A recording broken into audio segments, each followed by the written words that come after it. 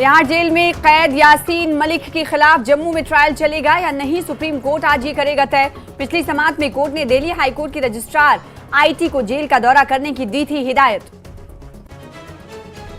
कुपवाड़ा में सड़कों पर जमी बर्फ हटाने का काम जारी, सरहदी इलाकों का राब्ता जिला सदर मुकाम से बहाल करने की कोशिश। ताजा बर्फबारी की वजह से बालाई इलाकों का राब्ता जिला सदर मुकाम से हो गया था मुनक़ता। कुलगाम में इलेक्ट्रीशियन की मौत, तरसीली लाइन की मरम्मत के दौरान बिजली का झटका लगने से हुई मौत। गुलमर्ग में बाइथलॉन चैंपियनशिप आज होगी खत्म, आखिरी रोज सुबह से हो रहे हैं कई मुकाबले। प्राइम मिनिस्टर नरेंद्र मोदी आज भारत मंडपम में सोल लीडरशिप कॉन्क्लेव के पहले एडिशन का करेंगे इफ्तिताह, हाज़रीन से करेंगे खिताब। Patanjali Dant Kanti truth paste, complete oral health का सच।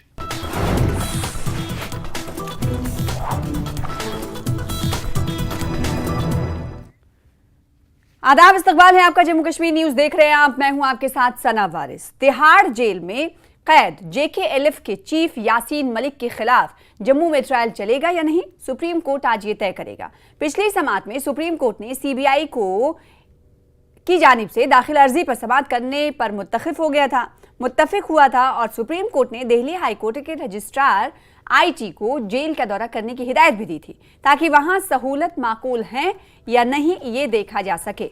सुप्रीम कोर्ट ने जम्मू कश्मीर हाई कोर्ट को जम्मू में ट्रायल कोर्ट में वीडियो कॉन्फ्रेंसिंग की सहूलत मुहैया कराने के लिए इकदाम करने को भी कहा था। तो बड़ी खबर यह कि सुप्रीम कोर्ट आज सुनवाई करने वाला है और खास बात यह है कि इस सुनवाई में यह तय किया जाएगा कि मलिक के खिलाफ माफ कीजिएगा, यासीन मलिक के खिलाफ जम्मू में ट्रायल चलेगा या नहीं, सुप्रीम कोर्ट आज ये तय करेगा। हमारे साथ हमारे नुमाइंदे दिल्ली से जुड़े शंकर आनंद, उन्हीं से जानेंगे आज कितने बजे सुनवाई हो सकती है मुल्क की सबसे बड़ी अदालत में और ये सुनवाई कितनी अहम है। शंकर, बताइएगा। तो देखिए, आज जिस तरह से आज इस मामले में सुनवाई होनी है और सुप्रीम कोर्ट में, तो निश्चित तौर पर कई मायनों में बेहद महत्वपूर्ण है। हालांकि इस मामले पर जब पिछली सुनवाई की बात हुई थी तो पिछली सुनवाई के दौरान में कहा गया था कि किस तरह से हालात अभी जम्मू कश्मीर के अंदर है, क्या वहां के स्थानीय कोर्ट में इस मामले पर सुनवाई हो सकती है या नहीं हो सकती है, इससे जुड़े हुए तमाम दलीलों को पिछली बार रखा गया था। लेकिन इस मामले में तमाम दलीलों को सुनने के बाद कोर्ट जो है इस मामले पर अपना अभी तक फैसला नहीं सुनाया था। लेकिन आज कहा जा सकता है कि सुप्रीम कोर्ट इस मामले पर हो सकता है कि एक कुछ महत्वपूर्ण टिप्पणी जो है आज कर सकता है और इस मामले पर उचित दिशा निर्देश कोर्ट के द्वारा दिया जा सकता है। और जिस तरह से सीबीआई के द्वारा बताया गया था कि जम्मू कश्मीर के बजाय दिल्ली में ही इस मामले पर सुनवाई हो तो ज्यादा बेहतर होगा और इसीलिए यासीन मलिक को दिल्ली के तिहाड़ जेल में रखा गया है।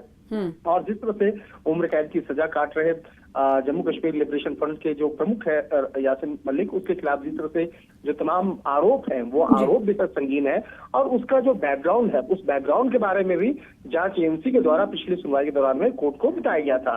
तो अब देखना लाजमी होगा कि इस मामले पर जिस तरह से दिल्ली हाईकोर्ट के रजिस्ट्रार आईटी ने जेल का दौरा करने का निर्देश दिया था ताकि ये पता लगाया जा सके कि तमाम सुविधाएं उपलब्ध है या नहीं है, तो ये कहा जा सकता है कि दिल्ली हाईकोर्ट के द्वारा एक उस रिपोर्ट को भी कोर्ट के सामने रखा जाएगा और देखना लाजमी होगा कि उस मामले पर आगे किस तरह से कार्रवाई होती है, आगे किस तरह से उस मामले को ध्यान में रखते हुए सुप्रीम कोर्ट जो है आज इस मामले पे आगे दिशा निर्देश दे सकती है। निश्चित तौर पे आज कह सकते हैं कि ये मामला बेहद महत्वपूर्ण है। जी, आज इस जिम्न में, इस कड़ी में इस मामले को अहमियत दी जा रही है क्योंकि आज मुल्क की सबसे बड़ी अदालत, शंकर आनंद बता रहे हैं कि जम्मू में ट्रायल चलेगा यासीन मलिक के खिलाफ या नहीं, ये आज सुप्रीम कोर्ट की अदालत तय करेगी। वहीं इससे पहले आपको बताएं कि जिस तरीके से रजिस्ट्रार आईटी को जेल का दौरा, तिहाड़ जेल में आपको पता है कि यासीन मलिक बंद है और तिहाड़ जेल का दौरा करने की हिदायत दी गई थी, तो वो रिपोर्ट भी दी जाएगी कि इस वक्त सिक्योरिटी के हवाले से और साथ ही साथ सुरक्षा के हवाले से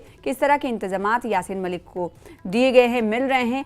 इसकी रिपोर्ट आज दाखिल की जाएगी रजिस्ट्रार आईटी की तरफ से। अब देखना ये होगा कि सुप्रीम कोर्ट आज इस जिम्न में क्या कुछ फैसला देता है, क्या कुछ तय करता है। हमारे साथ जुड़ने के लिए शंकर आनंद बहुत शुक्रिया तफसीलात देने के लिए। यासीन मलिक केस मामले में आपको बताएं कि आज अहम सुनवाई होने वाली है क्योंकि इस सुनवाई में अदालत ये तय करेगी कि यासीन मलिक के खिलाफ जो ट्रायल चल रहा है वो जम्मू में चलाया जाए या नहीं।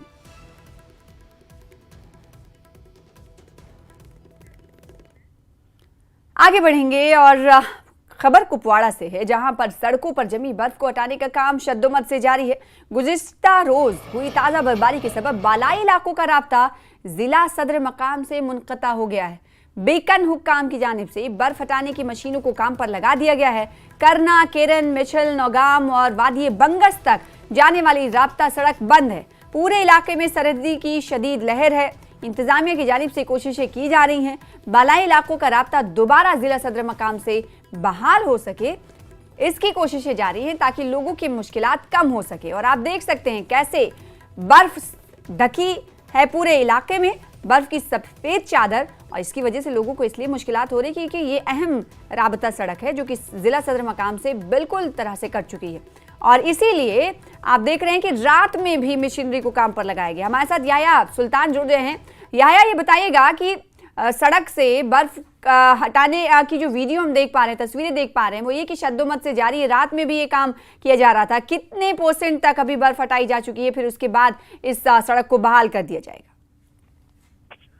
जी सना, जो गुज़श्ता रोज मौसम में अचानक तब्दीली आ गई, जिसके नतीजे में बालाई इलाके जो हैं वहां पर फिर से यानी कि बर्फबारी हुई, जिसके नतीजे में उनका राबता जिला सदर मुकाम से मुनक़ता हो गया। लेकिन ये एक अहम सड़क राब्ते हैं जो बालाई इलाकों का राबता जिला सदर मुकाम से बना रखती है। तो गुज़श्ता रोज से ही इंतजामिया ने बीकन हुकाम को हिदायत दी कि वो सड़कों को काबिल आमदरफ्त बनाए, और बीकन ने दिन रात जो है मिशनों को काम पे लगा दिया है। और आज बताया जा रहा है कि करीबन यानी कि आफ्टरनून तक जो है शायद ये राबता बहाल हो सकता है, क्योंकि इस वक्त फिर से मौसम में थोड़ी सी तब्दीली आ गई। हल्की फुल्की जो है बर्फबारी फिर से इन इलाकों में शुरू हो गई है, जिसकी वजह से बीकन हुकाम को सड़क राबता बहाल करने में काफी मुश्किलात और दुश्वारियों का सामना रहता है। लेकिन इधर लगातार जो है इंतजामिया ने बीकन को हिदायत दी है क्योंकि फौरी तौर पर इन रास्तों को बहाल किया जाए, क्योंकि वहां पर अक्सर औकात जो है वो हादसात इस तरह हो जाते हैं क्योंकि वहां पर अस्पताल से किसी भी मरीज को कुपवाड़ा पहुंचाना पड़ता है। जब रास्ता बंद हो जाता है तो उसकी मौत रास्ते में हो जाती है। तो इन तमाम चीजों पर जो है कदगन लगाने के लिए इंतजामिया अलर्ट है, और इस वक्त रात के दौरान भी जो है बीकन हुकाम ने मशीनों को काम पे लगा दिया है। और आज करीबन लग रहा है कि आफ्टरनून तक जो है इन बालाई इलाकों का राबता जो है वो जिला सदर मुकाम से बहाल होता है। लेकिन यहाँ ये बात भी है कि अगर दोबारा बर्फबारी हुई तो फिर से रास्ता बंद होने के चांस नजर आ रहे हैं। लेकिन फिर भी कोशिश की जा रही है, क्योंकि वहां पर जो अक्सर हम बालाई इलाके देखते हैं कि वहां पर फिर से यानी कि 1 या 2 फुट जो है बर्फबारी हो जाती है, जिसकी वजह से क्योंकि एक ऐसा रास्ता है जो पहाड़ी को चीरते हुए यानी कि शम्स बरी पहाड़ियों को चीरते हुए ये रास्ता तामीर किया गया है, और अक्सर वहां पर पस्सियां गिरा जाती हैं। काफी मुश्किलात और काफी दुश्वारियां रहती है। ये 3 बड़े इलाके हैं जो करना, केरन या मत्सिल है और वादी बंग्स की तरफ से भी जाने वाला ये इलाका है। काफी मुश्किलात रहती हैं जब बर्फबारी हो जाती है। तो अहम सड़क रास्ता ये बंद हो गया है बर्फबारी से, और जैसा कि आप बता रहे हैं कि अभी भी इस वक्त बर्फबारी हो रही है, तो हो सकता है कि इसमें और बर्फ जो रिकॉर्ड की जाती है उसमें इजाफा ही हो। ऐसे में अभी दरमानदा अगर गाड़ियों की बात करें तो कुछ ऐसे इलाके हैं क्या आपकी जानकारी में जहां पर आमदोरफ्त की बहाली के लिए तो कोशिशें की जा रही हैं, लेकिन गाड़ियां जो हैं फंसी हुई हैं? एक तरफ अच्छी बात यह रही कि इंतजामिया ने पहले ही एक एडवाइजरी जारी की थी कि जो भी गाड़ियां करना, केरन या मत्सिल की तरफ रवाना हो जाती है उन्हें पहले ही कुपवाड़ा जिले में रोक दिया गया, और जो वहां से कुपवाड़ा की तरफ आने वाली थी उन्हें वहां ही रोक दिया गया। और इस वक्त रास्ते में कोई गाड़ी जो है दरमानदा नहीं है, क्योंकि वहां पर रास्ते में जो है फौज के जो पोस्टर्स लगे होते हैं। अगर इस तरह की कोई गाड़ी जो फंस जाती है तो वहां लगातार जो है फौज गश्त करती है और उन्हें फौरी तौर पर बाजियाब करती है। लेकिन इस तरह आज हमने देखा है कि कोई गाड़ी वहां पर दरमानदा नहीं है, कोई मुसाफिर गाड़ी दरमानदा नहीं है। और ये एक खुश आइन बात भी है कि इंतजामिया ने पहले ही यूं ही बर्फबारी हुई तो उन्होंने एडवाइजरी जारी की, ट्रांसपोर्ट को हिदायत दी गई थी अदारे को कि कोई भी गाड़ी इन बालाई इलाकों की तरफ रवाना हो। लेकिन यहाँ ये बात भी है, जब ज्यादा बर्फबारी हो जाती है, रास्ता बंद हो जाता है, तो इन इलाकों के लिए हेलीकॉप्टर सर्विस जो है वो दस्तयाब रखी जाती है, ताकि कोई मरीज जैसे इमरजेंसी सर्विस हो जाती है उसे श्रीनगर या कुपवाड़ा के अस्पताल तक पहुंचाने के लिए कोशिशें की जाती है। लेकिन अक्सर जब मौसम खराब रहता है तो उस वक्त हादसे हो जाते हैं। बिल्कुल, और इसीलिए इंतजामिया की कोशिश रहती है कि जब रास्ते बंद हो तो चॉपर सर्विस का, हेलीकॉप्टर सर्विस की खिदमत यहाँ पर रखी जाए। बहुत शुक्रिया याया हमारे साथ जुड़ने के लिए। तो रात में किस तरीके से आप देख रहे हैं बीकम हुकाम सड़कों पर बर्फ हटाने के काम में जुटा रहा है। सुबह भी ऐसी तस्वीरें सामने आई जो कि आप टीवी स्क्रीन पर देख पा रहे हैं। और खुशाइन बात और राहत की बात यह है कि किसी तरह के गाड़ियों के फंसे होने की अब तक इत्तलात नहीं, क्योंकि कुपवाड़ा जिले में ही इसे गाड़ियों को रोकने की एडवाइजरी पहले जारी की गई थी। बहुत शुक्रिया याया हमारे साथ जुड़ने के लिए, इस खबर पर ज्यादा जानकारी देने के लिए।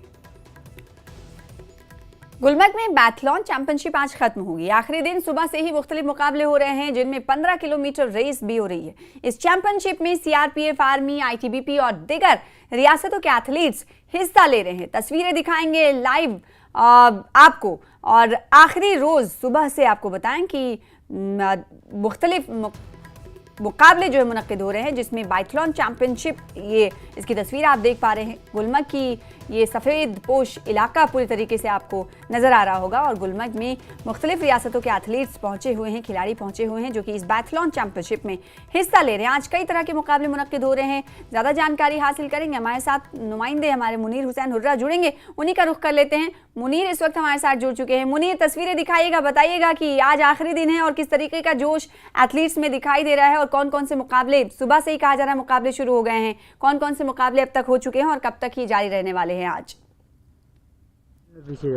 बिल्कुल सना, अभी यहाँ पे मुख्तलिफ 15 किलोमीटर की जो रेस होती है वो जारी है, और इसमें जो एथलीट्स हैं वो अपने कंधे पे बंदूक लेके उन्हें भागना पड़ता है, रेस करनी पड़ती है। और पहले जो आपने बताया कि कैसा जोश खरोश है, हमारे साथ कुछ एथलीट्स है जिन्होंने अभी उन्होंने अपनी रेस जो है कंप्लीट कर दी है। इन्हीं की ज़बानी हम सुनने की कोशिश करते हैं। जी, आप बताएं, आप क्या कहना चाहेंगे और कैसा जोश और वलवला है आज आप इसमें भाग ले रहे हैं? बहुत मज़ा आया। अभी मैंने 15 किलोमीटर फिनिश किया है तो काफ़ी अच्छा लगा। अब फायरिंग बाकी है, उसके बाद देखते हैं कौन सी पोजीशन रहेगी।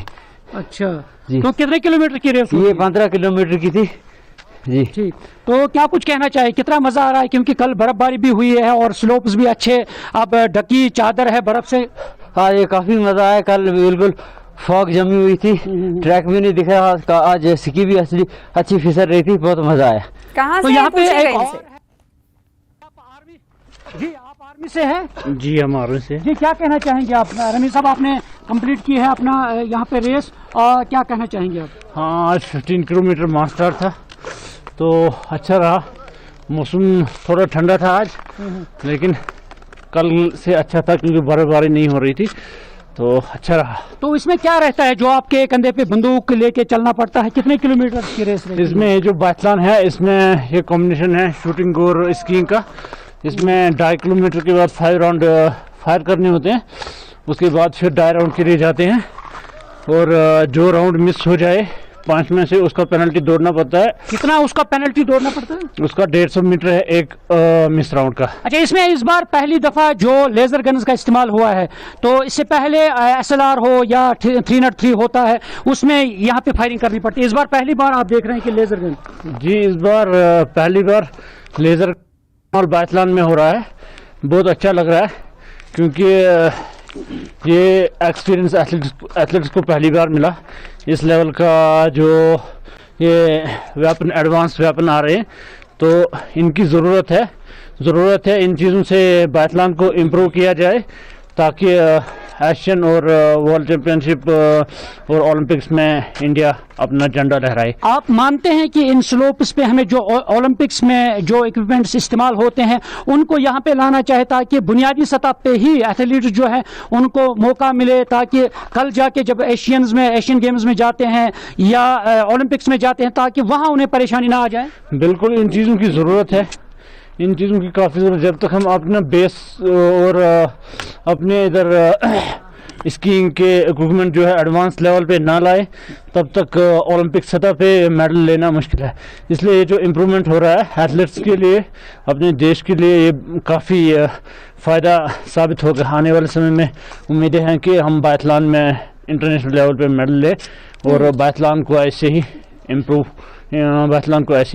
आपने सुना है कि किस तरह से उन्होंने कहा है कि एक कल हमने देखा था कि पहली दफा यहाँ पे लेजर जो इक्विपमेंट होता है, लेजर गन होता है, उससे फायरिंग होती है, क्योंकि जब ये रेस करते हैं, ये सिकिंग कंप्लीट करते हैं, उसके बाद उनकी फायरिंग भी होती है और उसमें बाकायदा तौर पे जिसका फायर मिस हो जाएगा, उसमें जो टारगेट होता है वहां पे, उसके बाद उनकी पेनल्टी होती है 1 किलोमीटर 1.5 किलोमीटर फिर से दौड़ना पड़ता है। तो काफी अच्छा है कि ये कहते हैं कि जो बुनियादी सतह पे ओलंपिक्स में जो इक्विपमेंट्स होते हैं, अगर स्पोर्ट्स मिनिस्ट्री या सरकार जो है वो इस हवाले से अगर यहाँ पहले ही वो साजो सामान रखा जाए तो आगे चलकर यही देश के लिए वहाँ यानी रिप्रेजेंट करते हैं इंडिया को, चाहे ओलंपिक्स है या एशियन गेम्स है। जी हाँ, ये तो कहना है। खूबसूरत तस्वीरें दिखाने के लिए और एथलीट से बात करने के लिए बहुत शुक्रिया खुर्रम।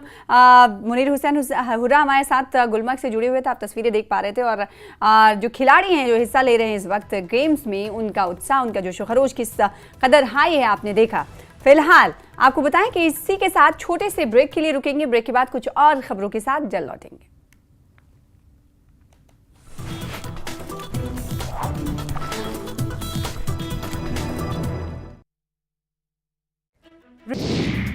27 साल बाद दिल्ली में फिर बीजेपी राज, रेखा गुप्ता बनी मुख्यमंत्री, ऐतिहासिक रामलीला मैदान में ली शपथ।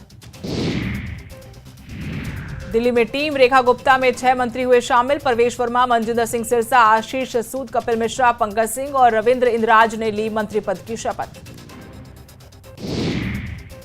दिल्ली में हुए शपथ ग्रहण समारोह में एनडीए का शक्ति प्रदर्शन, प्रधानमंत्री नरेंद्र मोदी की मौजूदगी के साथ कई राज्यों के मुख्यमंत्री, डेप्यूटी सीएम और दिग्गज हस्तियां हुई शामिल।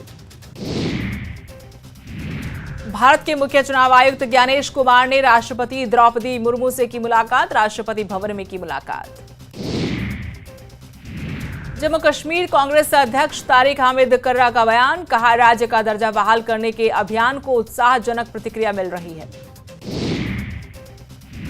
जम्मू कश्मीर बीजेपी ने रेखा गुप्ता को दिल्ली की मुख्यमंत्री बने पर दी बधाई, कहा पार्टी महिलाओं को सशक्त बनाने के लिए प्रतिबद्ध है। राम रहीम हिंसा मामले में 41 आरोपियों को जिला अदालत ने किया बरी, आरोपियों के खिलाफ आरोप नहीं साबित हो पाए, 12 गवाहों ने दी थी आरोपियों के खिलाफ गवाही। कांग्रेस के प्रदेश अध्यक्ष हरियाणा में उदय भान ने बीजेपी पर प्लॉट आवंटन में 250 करोड़ के घोटाले का आरोप लगाया, उदय भान ने मामले की सीबीआई जांच कराने की मांग की। गोहाना में भूपेंद्र सिंह हुड्डा ने पार्टी छोड़ने वालों को लेकर कहा कि वो आए भी उसी तरह से थे, निकाय चुनाव में कांग्रेस का होगा बेहतरीन प्रदर्शन। सिरसा में नगर निकाय चुनाव में ईवीएम से होगी वोटिंग, कांग्रेस नेता सरमित्र कंबोज ने उठाए सवाल, चुनाव आयोग पर सरेआम नाइंसाफी का लगाया आरोप। श्रीनगर में राष्ट्रीय इलेक्ट्रॉनिक्स एंड सूचना प्रौद्योगिकी संस्थान के निदेशकों की बैठक, डिजिटल कौशल और प्रौद्योगिकी।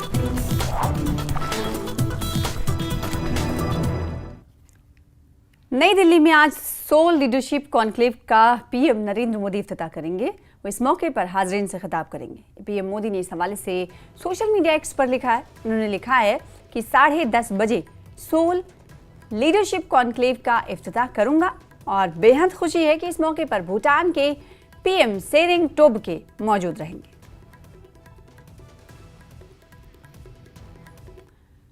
वजीर आला उमर अब्दुल्ला ने गैर मुल्की इमदाद से मुतालिक डोनाल्ड ट्रंप के बयान पर सख्त रद्द-ए-अमल का इजहार करते हुए कहा है कि हमारे इंतखाबात में गैर मुल्की मुदाखलत के कोई आसार नहीं है। उमर अब्दुल्ला ने कहा कि अगर इस पर कुछ आवाज़ें उठती हैं तो इलेक्शन कमीशन को अपना मौक़िफ़ वाज़े करना चाहिए।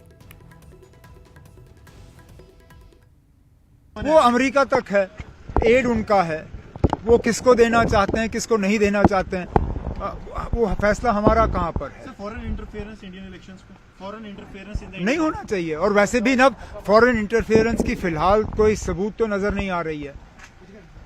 हमें तो ना बताएं, इलेक्शन कमीशन को फिर इस चीज का जवाब देना होगा, क्या हमारे इलेक्शंस में कहीं पे फॉरेन इंटरफेरेंस हुआ है, क्योंकि अभी तक तो हम मान के चल रहे हैं कि हमारे इलेक्शन जो है फ्री और फेयर रहे हैं। अब अगर इस तरह की कोई बात आई है तो election commission of India. Jammu Kashmir Congress के सदर तारिक हमीद कर्रर ने कहा कि कांग्रेस ने रियासत का दर्जा बहाल करने के लिए एक मौक़िफ़ अख्तियार किया है और इस मुहिम को हौसला अफजा रद्द-ए-अमल मिल रहा है। उन्होंने कहा कि लोगों के काफ़ी वसाइल हैं, बिजली के नरखों में इजाफा किया जा रहा है और स्मार्ट मीटर्स लगाए जा रहे हैं। कर्रर ने कहा कि किश्तवाड़ में दफ़ा 144 नाफिज है, खर्रा ने यह भी कहा कि वजीर आजम और वजीर दाखिला को रियासत का दर्जा बहाल करने का वादा अपना पूरा करना चाहिए। और वहीं खर्रा की तरफ से कहा गया कि नल तो लगे हैं मगर जल गायब हैं। उन्होंने कहा कि तरक्की से मुतालिक सरकारी मीटिंग्स में किसी मजाज शख्स को भेजना माजी में एक तरजीह रहा है। हत्ता कि फारूक अब्दुल्ला, उमर अब्दुल्ला ने भी ऐसा किया। खर्रा ने कहा कि तनाज़ा उस वक्त पैदा हुआ जब इन्होंने अपने बेटे को श्रीनगर में सरकारी जायजा मीटिंग में भेज दिया।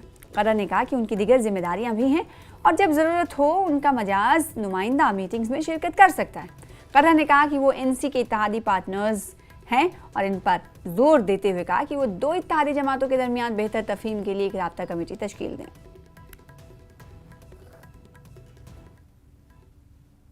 यूनानिमस राय कि हमें स्टेटहुड के वास्ते अगर सड़कों पे भी उतरना पड़े तो हम लोग तैयार हैं, जहां तक कांग्रेस पार्टी के वर्कर्स का ताल्लुक है।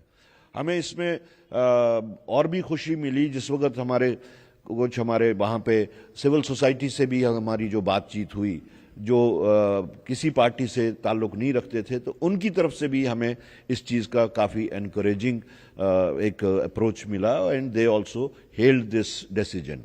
तो उसी सिलसिले में हमें जो साथ जो हमें इनपुट्स मिले वो लोगों के जो डे टू डे इश्यूज थे।